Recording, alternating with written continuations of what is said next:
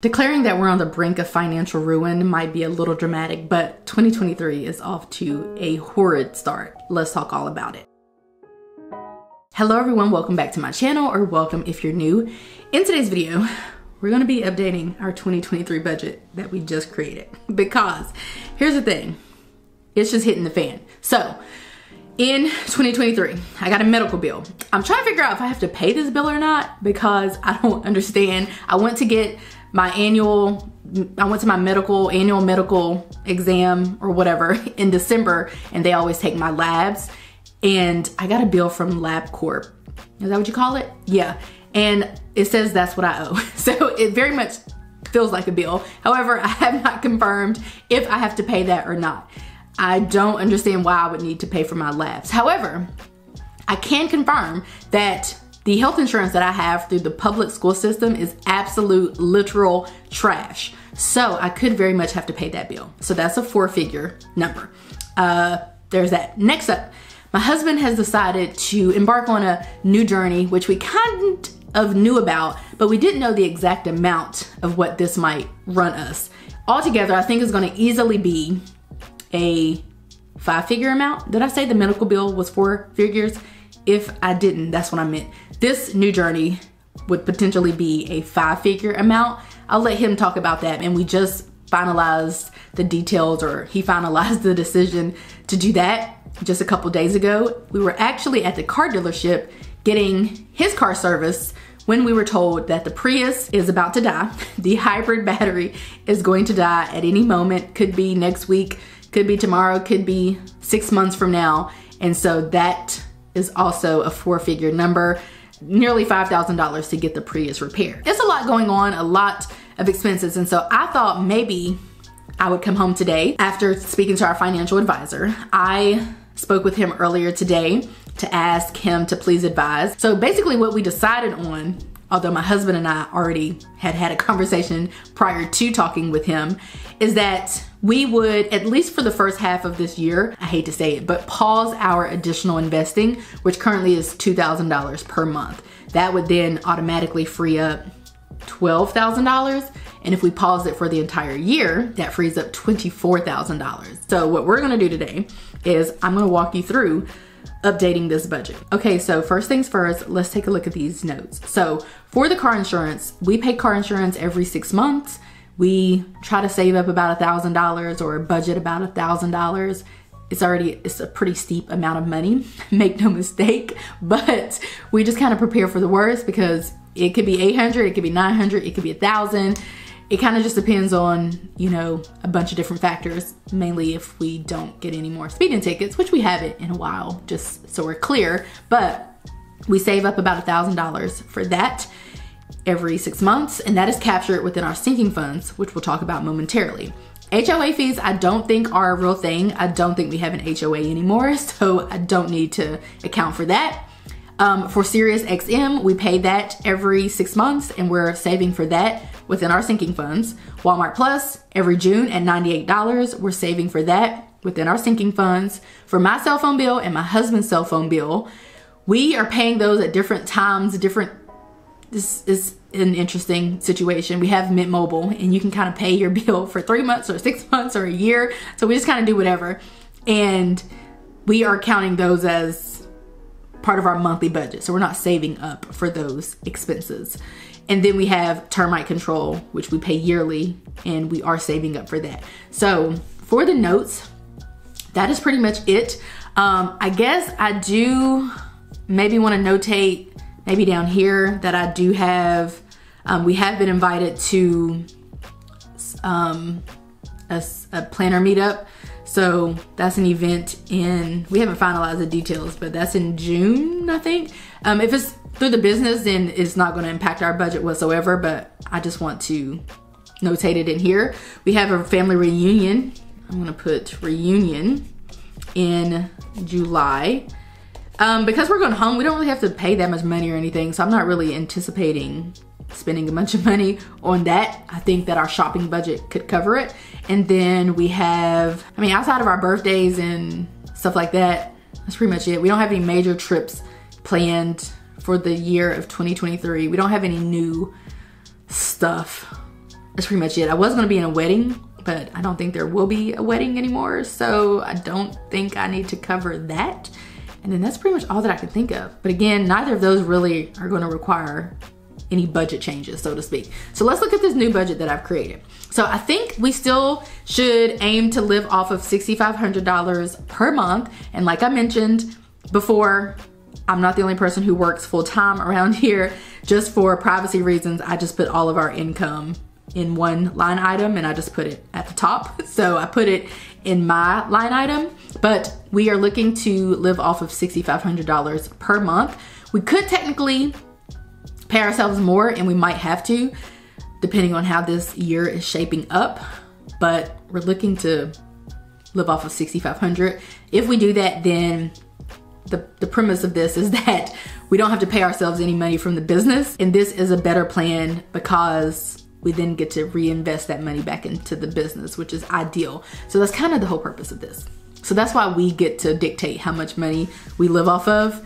Without the side business, YouTube and all of that, that wouldn't be an option. And so that's why we always try to, you guys know this, we always try to exclude as much of that income as we can, mainly because it's wishy-washy and variable and not really that reliable in the grand scheme of things, because brands pay kind of whenever, and we just try not to worry ourselves too much with it, if I'm being honest, because I mean, kind of just live off of our income from our full-time jobs. So first up, we have our mortgage, which will stay the same as far as I know it. Security will stay the same. Pest control will stay the same. Electricity, I changed the amount for this month. It's actually going to be $115.70, and then I'm leaving the guesstimates for the rest of the year.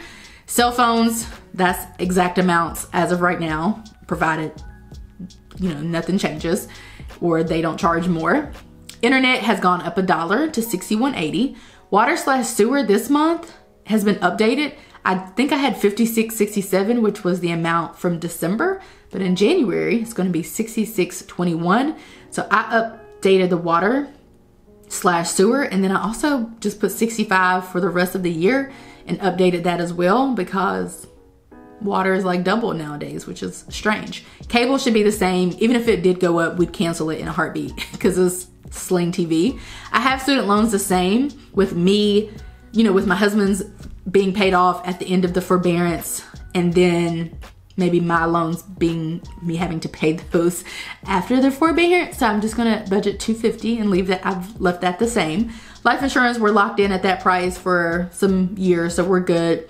I did update pet insurance because I know I talked about how the amount is supposed to go down, but as of right now, I don't know that to be true. So I'm just budgeting the same higher amount in the event that she continues to be, you know, it continues to be the same amount. Car payment is the same, that's for the RAV4. And then I added in another car payment, we'll talk about it. Also, Netflix is the same, Amazon Music, $15.99 per month. I took out HOA fees because I don't think we have an HOA, because I've asked and nobody knows, nor have they sent us correspondence. I took out retirement because that's kind of what we talked about with our financial advisor, is like possibly not investing $2,000 per month to additional retirement so that we can take care of all of these expenses that are popping up. And then for shopping, that's still the same. Shopping is always going to be whatever is left over, you know, at the end of the month. So essentially whatever we have left over is what always goes to shopping. Next up, we have sinking funds. Same amount, $225, not changing that. Extra savings, not changing that. That's just an extra $100 that we put away each month for, really, you might consider it to be a rainy day, but really what I think is that'll be some cushion for us at the end of Q4 every year, or in Q4, to kind of cover Thanksgiving stuff or Christmas stuff or holiday stuff. So each year it should be about $1,000 is what we are hoping to have in Q4 for extra spending money. And then I put extra debt. So the cool thing is the debt part down here will not be affected, because that's already been solidified as of like 2 years ago. So we don't have to really worry about coming up with any money additionally to pay off my husband's loans or whatever. But I wanted to kind of look in here and to see how much money we would be working with if we had an extra car payment. So an extra car payment is dramatic, but I just wanted to see, because the fact of the matter is buying a new car is pretty much the equivalent of buying a used car. I was looking at used Toyotas for like 2015, 2016, 2017. And these are some of the ones that have been popping up. And as you can see, they are not cheap. So we have a 2020 Toyota with 32,000 miles on it, which isn't a whole ton, but it's $23,000. And then if you go here to the Toyota Camry, which let's go to cars and minivans, and you go to the Toyota Camry here, then you will see that a Toyota Camry starting out MSRP is $26,000. Now, the 22.9 is kind of an unorthodox number, because even if you look at this 2020 Camry from Jim Hudson, they want $25,000 for $59,000. So I'm not sure, I haven't explored, you know, what's happening with this first one over here. But if you look at some of these other ones, some of these older ones, it's still $25,000 or so. I haven't looked at this one. Some of them I think are like not real or old listings, because if I go to this one, there's really no listing for me to see. So what I have decided is that for the most part, even if we try to buy a used one, we're going to be paying a decent amount, especially if we're buying one here and not one, you know, elsewhere. So as you can see, the Camrys nowadays are costing a lot of money. I'm not really understanding why. However, 2 of my 3 brothers work for a Toyota manufacturing plant, so we actually get discounts on new Toyotas. So I don't really know what route we'll go. We could get the Prius fixed. We could finance a car now, put maybe half down and pay it off by the end of the year. We could put a third down and pay it off by the end of the year. We could try to carpool for a year. We can wait until just ride the Prius out until it finally dies, and see how much we can have saved up by then. But just like 2 years ago, we do not have $12, $15, $18, $20,000 saved up just for a car. So I'm not beating ourselves up about it like I once did, because the fact of the matter is, well, that doesn't really change anything or help anything. We need to know what our plan is going to be moving forward. The bad decisions or wrongful decisions or harmful decisions that we've made in the past have no real significance on what we're going to do moving forward. The past is the past. So I wanted to put these numbers in here because I wanted to just update all of the bills. Like, I wanted to update the water bill for its potentially increased inflated amount for the year. I wanted to update the pet insurance in case it doesn't go down like I had hoped. I wanted to put in here the new internet bill. I just wanted to update those.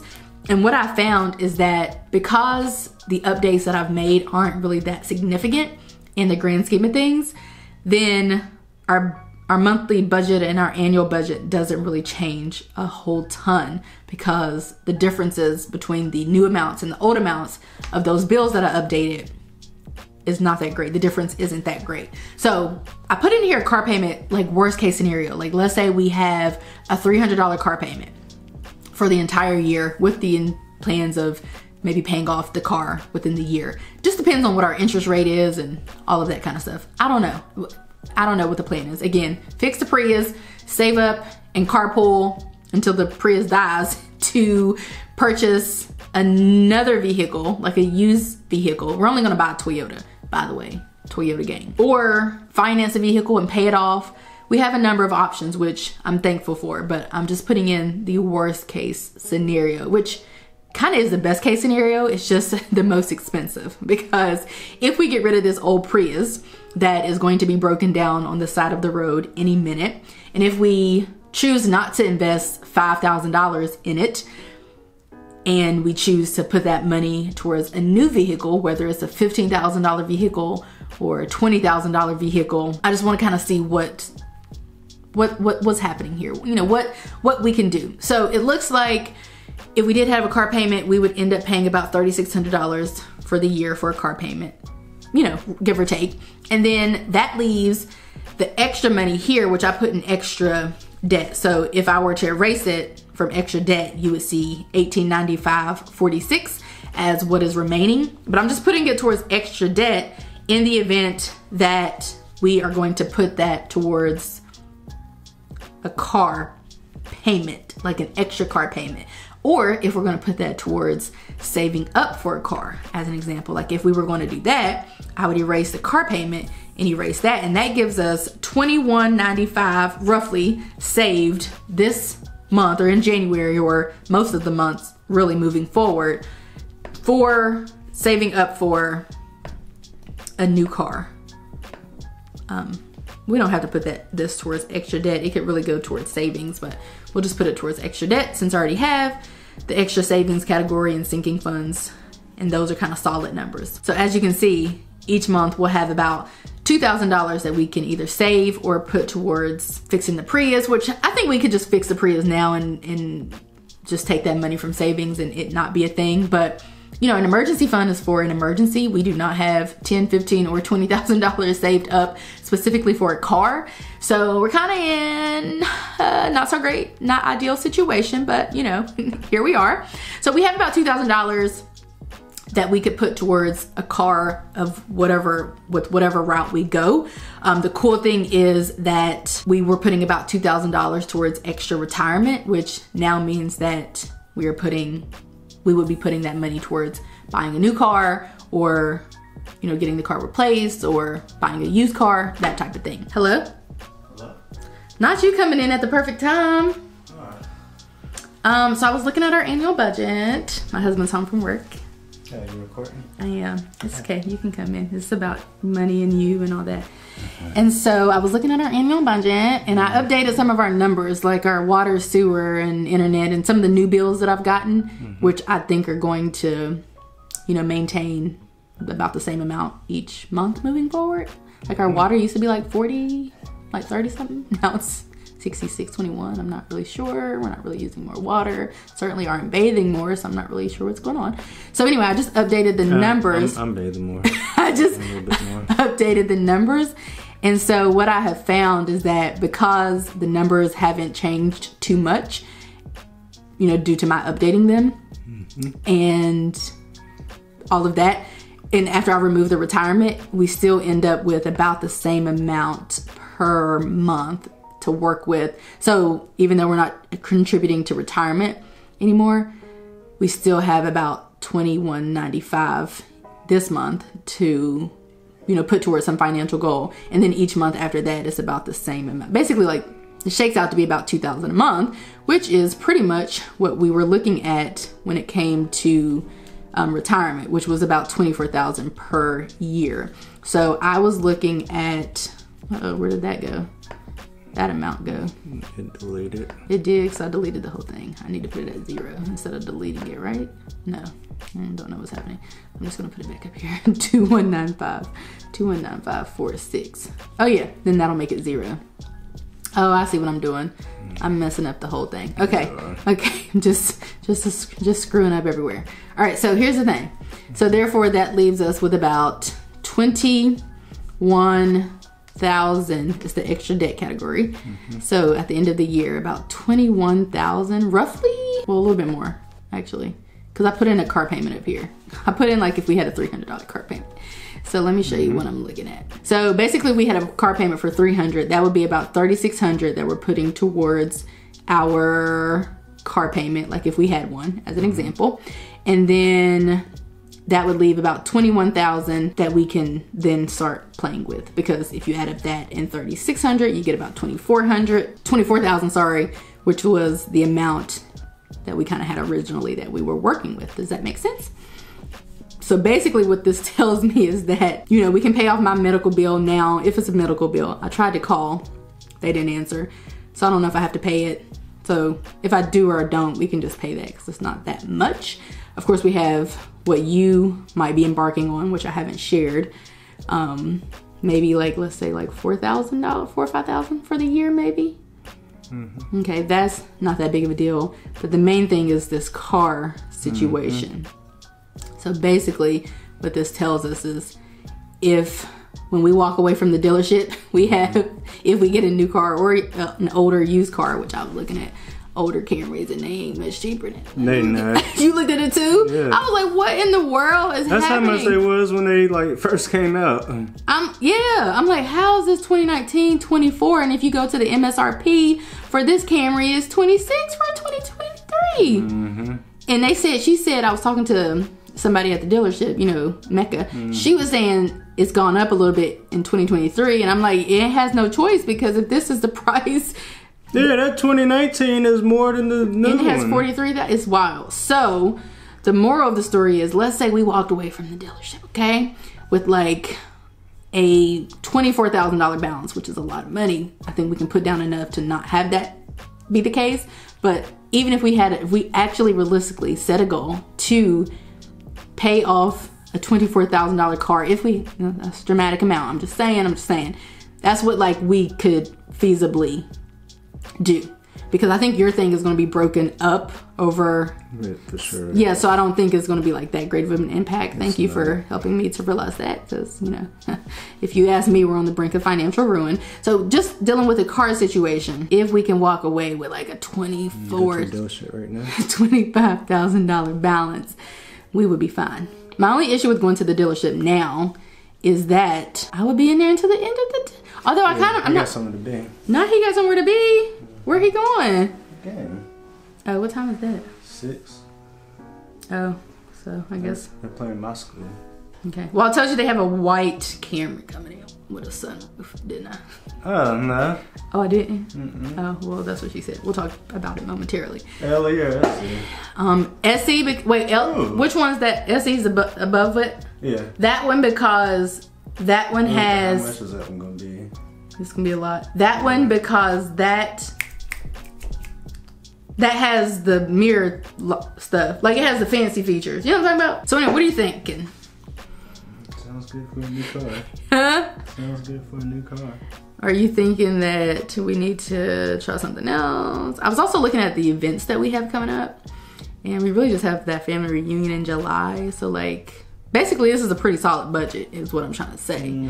So I feel like our option is to drive the Prius until it dies, or park it and carpool for like a year until we have the money saved up. We can get the Prius repaired, which I don't lean towards, or we can just finance a vehicle for a shorter amount of time and have it paid off. Realistically, this budget suggests that we could do that by the end of the year. We kind of already talked about this last night. I'm sure you remember that conversation. I don't like beating dead horses. You don't like, not he said he beating a dead horse. So I just had to come see what was what. And I thought I would bring YouTube along with me to kind of see how I update our annual budget so that my anxiety does not take over, because it will whenever lots of things are happening. Like, all of this has taken place this year, and then I also got invited to speak at 3 different engagements already within the past week. And so like a bunch of stuff coming at me, I don't really do well. So we can kind of figure out what we want to do